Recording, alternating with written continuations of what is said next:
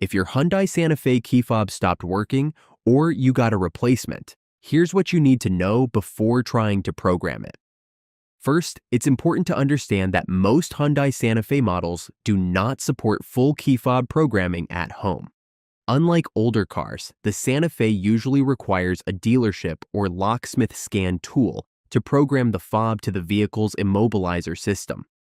That said, you can still do a quick check to see what kind of key you have. If your key is a basic remote with lock and unlock only, some older Santa Fe models allow limited resyncing. If your key has a push-to-start button, it almost always requires professional programming. For older models with a standard key, start by sitting in the driver's seat with all doors closed. Insert the key into the ignition and turn it to the ON position without starting the engine. Press and hold the lock or unlock button on the fob for about 10 seconds.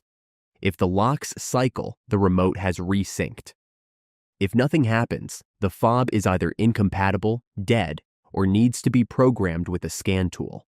Try replacing the battery before assuming the fob is bad. A weak battery is one of the most common causes of failure.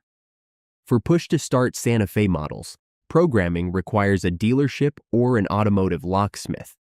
They connect a diagnostic tool, pair the fob to the car's computer, and verify security codes.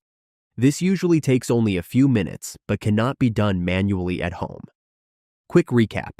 Replace the battery first, try resyncing only on older models, and for newer Santa Fe key fobs, dealer or locksmith programming is required. Like and subscribe if I helped you.